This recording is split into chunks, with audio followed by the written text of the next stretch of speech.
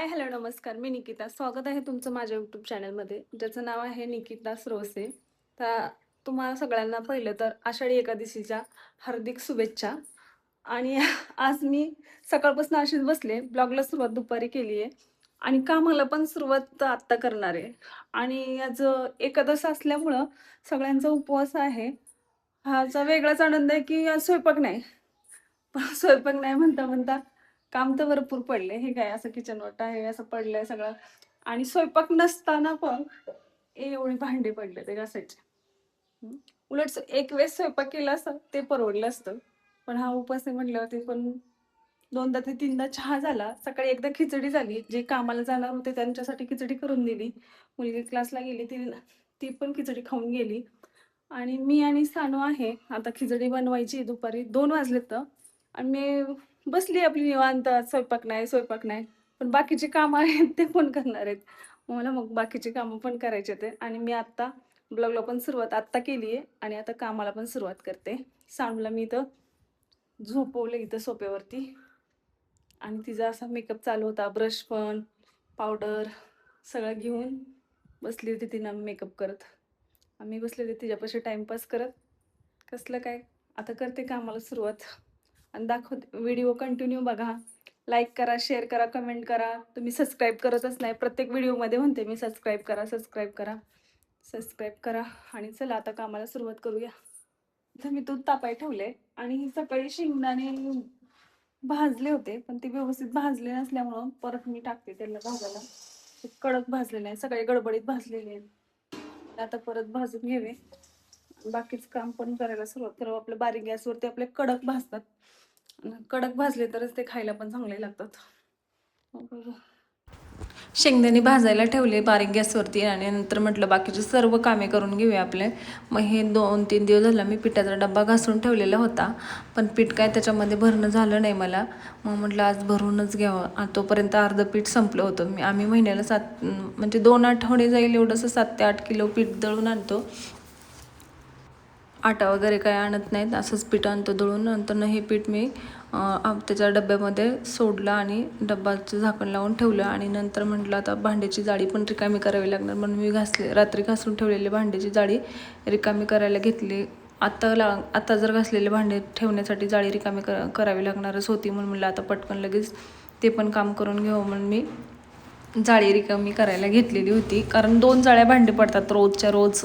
मग दोन्ही जाळ्या, एक प्लॅस्टिकची जाळी आहे ती पण भरलेली होती आणि ही मोठी जाळी आहे ती पण भरलेली होती. म्हटलं आता आत्ता घासलेली भांडे ठेवण्यासाठी तर का होईना, पण एक जाळी तर का होईना पण रिकामी करावीच लागेल, म्हणून मी ती भांड्याची जाळी रिकामी केली. भांडे घासण्यापेक्षा भांडे लावणे हे मला थोडंसं कंटाळवाणी वाटतं, की भांडे पटकन घासून तरी जातात, पण भांडे लावायचं म्हणलं तरी कंटाळ येतो.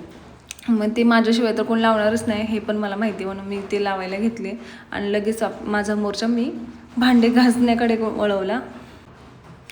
भांड्याची जाळी रिकामी झालीच आहे. मला चला आता आपण भांडे घासून पण घेऊया म्हटलं. आणि खरंच ह्या भांड्याचा शोध कोणी लावला काय माहिती. एवढे पडतात ना, सांगायलाच नको. की आता सकाळी स्वयंपाक नाही आहे, नुसती एक टायमाची खिचडी केलेली आहे आणि 2-3 वेळा चहा झालेला आहे फक्त, तर एवढे भांडे पडलेले आहेत ते की सांगायला नको. की जसं काय 5-6 माणसाचा स्वयंपाक वगैरे केला आहे अशा प्रकारचे तर भांडे पडलेले असतात.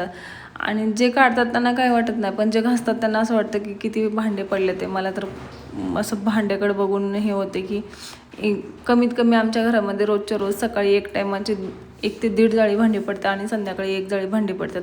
ते बोलता बोलता तर भांडे घासून पण झाले. आणि मग मी हे सिंक स्वच्छ करायला घेतलं, कारण इथं थोडंसं पाणी राहिलं वगैरे केलं तर त्या पाण्याचा असा वास येतो, त्याच्यामुळे ते पहिल्या आधी घासून वगैरे स्वच्छ करून घेते. तोपर्यंत आपल्या इकडे शेंगदाणे असे एकदम कुरकुरीत असे भाजले होते, मग मी त्याचं साल्ट वगैरे काढून घेत होते. आणि माझ्या आत्या आहे ना, तिला शेंगदाणे वगैरे चावत नाहीत आणि ती खिचडी वगैरे खात नाही, त्याच्यामुळं मग तिला थोडंसं गूळ आणि शेंगदाणे म्हणलं वाटून 1-2 लाडू करून द्यावे, म्हणून मी मिक्सरच्या भांड्यामध्ये शेंगदाणे घेतले आणि गूळ घेतला आणि ते वाटून घेऊन असे लाडू करण्यासाठी एकदम बारीक वाटलं. ते जे उकळामध्ये आपण करतो त्याची चव वेगळीच लागते. आणि हे मिक्सरच्या भांड्यामध्ये वाटलं तर ते पूर्ण पीठच झालं, कारण शेंगदाणे जास्त कुरकुरीत झाले होते. त्याच्याने ते काय झालं, त्याला तेल सुटायला लागलं आणि ते असे पातळ म्हणजे एकदम ह्याच्यासारखे झाले, एकदम पावडरमध्ये झाले. मग ती माझी मोठी मुलगी आली होती क्लासवरनं, ती म्हणत होती काय करते वगैरे. मग तिला सांगितलं की आत्यासाठी मी लाडू बनवते. मग ती पण म्हटली माझ्यासाठी पण एक दे. म्हणलं आधी तू हे तिला देऊन ये, म्हणून मी तिच्याकडे ते लाडू दिले. 3 लाडू तिला बनवून दिले आणि नंतर 2 लाडू बनवले. एक सानूसाठी बनवला आणि एक तिच्यासाठी बनवला. ती मला सांगत होती क्लासमध्ये काय झालं वगैरे. ते क्लासला गेली होती ना, आज सुट्टी असली तरी सकाळचा क्लास ठेवला होता टीचरने त्यांच्या. मग मी तिच्यासाठी एक बनवला आणि सानूसाठी एक बनवला लाडू. सानू काय झोपलेली होती म्हणून काय ती काय उठली नव्हती, पण तिने खाऊन घेतला. नंतर मला इथं खिचडी बनवायची होती. मग एका कढईमध्ये मी तो झटपट बनतो ना तो शाबू करायचा होता, कारण ती माझी आई आणि माझ्या आत्या वगैरे कोण खात नाही तो मोठावाला शाबू, कारण त्यांनी म्हणतात की गुडघे दुखतात. आता का त्यांना अनुभव आलेला आहे की तो शाबू खाल्ला की गुडघे दुखतात, म्हणून ते काय तो शाबू खात नाहीत.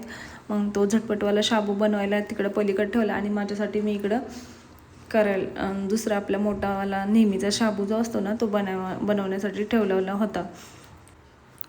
झटपट शाबू बनायला काही वेळ पण लागत नाही आणि काहीच नाही, आपलं पटकन होऊन जातो. पण त्याला चव आपलं जशी ह्या शाबूला असते ना तशी त्या शाबूला येत नाही. मग इथं मी मिक्सरच्या भांड्यामध्ये थोड्याशा जास्तच हिरव्या मिरच्या घेतल्या होत्या. म्हणलं दोन्हीकडं 2 शाबू बनवायचे आहेत, म्हणलं तर दोन्हीकडे जरा जास्तीच लागेल, म्हणून मी थोडे जास्त मिरच्या घेतले त्या वाटण्यासाठी. तितक्यात मी माझ्या मिस्टरांना फोन लावला की तुम्ही डब्बा वगैरे घ्यायला येता का, मी खिचडी बनवते. मी खिचडी बनवते तर ते काय म्हटले मी काही येत नाही. मग म्हणलं आता बनवून ठेवावं, कधी येतील तेव्हा खातील, म्हणून मी जास्तीचीच करून ठेवली. तोपर्यंत तो झटपटवाला शाबू मी आपलं झाकून ठेवला होता, तो काय बनला होता तोपर्यंत. मग म्हणलं तर ह्याला पटकन हलवून तो आईला शाबू देवा म्हणून मी ह्याला मोठावाला शाबू बनवत होते. तोपर्यंत तो शाबू झालेला होता.